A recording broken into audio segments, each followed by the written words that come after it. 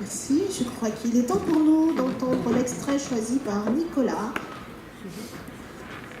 Alors, j'ai choisi un extrait d'Éclaircir les ténèbres. Dans cet extrait, le philosophe René Descartes, qui dans son jeune temps avait été mercenaire et donc savait manier l'épée, a été capturé par ses ennemis, les Teufelfreunde, les amis du diable, qui viennent du Saint-Empire romain germanique, qui ont la particularité d'utiliser la magie, et notamment des homuncules, c'est-à-dire des créatures artificielles créées donc par l'alchimie. Et avec le dénommé Gunther, qui est le mage alchimiste, il commande ça. Gunther répondit: vous parlez de la recette de Paracelse, dont je doute qu'il ait expérimenté lui-même. Il oublie que pour se développer, l'œuf doit être placé dans un récipient adéquat qui lui apportera nourriture et sécurité. Est-ce préconisé de déposer la semence dans des matrices de truie? Hélas, mes serviteurs, ceux qui vous ont enlevé, restent bien imparfaits. Très peu d'intelligence et aucune grâce. Actuellement, je tente d'améliorer son dispositif en utilisant des matrices de femmes. Je suis très optimiste quant au résultat.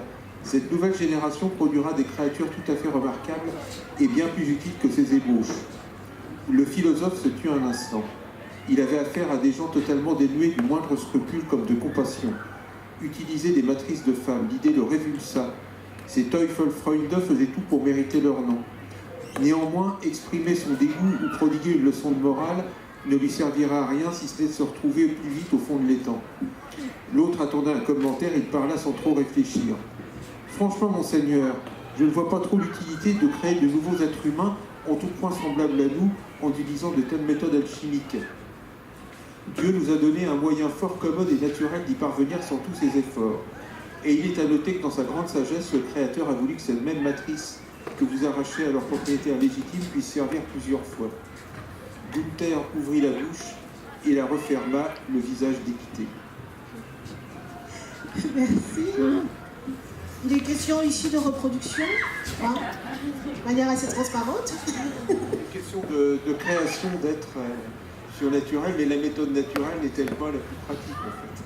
Merci pour cette transition parfaite. Je vais me tourner vers Hélène. Hélène, dans votre travail, la sexualité a une place assez importante.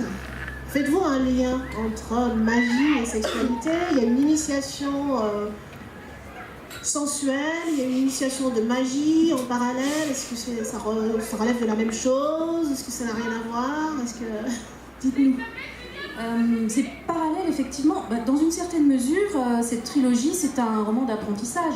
C'est-à-dire que la jeune fille a 16 ans au début, elle a toujours vécu dans un univers très protégé, elle n'avait pas le droit de sortir des grilles du palais royal. Et donc voilà, elle découvre le monde, elle découvre l'amitié, elle découvre la magie, elle découvre la sexualité. Ce sont des apprentissages parallèles, mais non, je ne dirais pas qu'il y ait un lien entre les deux. Et alors, les autres auteurs dans vos textes?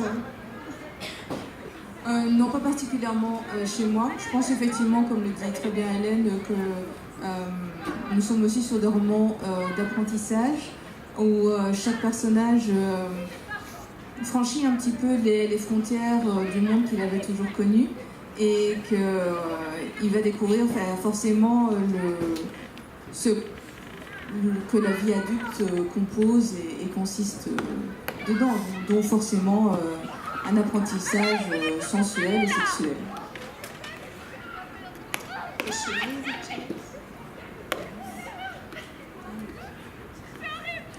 So, my book follows 5 main characters, 2 normal, a brother and a sister who don't have magic, and then 3 members of the magical class. It was really important to me to show both sides and to... Something will happen, you think you understand it, and then a little later you get the view of another character on it and you realise it's completely different. And that is a sort of mirror of what I wanted the reading experience to be, in that you pick it up and you think it's going to be a book about how the good people fight back against the bad people and win. Now, I may be doing a spoiler here, but what I wanted to show is just how hard that is, because for me, as someone who makes programs that look at politics. And certainly in England right now, we don't have a lot of hope in our politics right now. Also, you look at somebody like Greta Thunberg. Now, she's 16 years old, and maybe she'll change the world with her climate protest. But maybe she won't. Maybe the inertia of the world and the political system and the government, maybe that will be too strong. And it seems to me that that is a part of coming of age that is hugely, hugely important, because you grow up wanting to change everything and wanting to be true to yourself.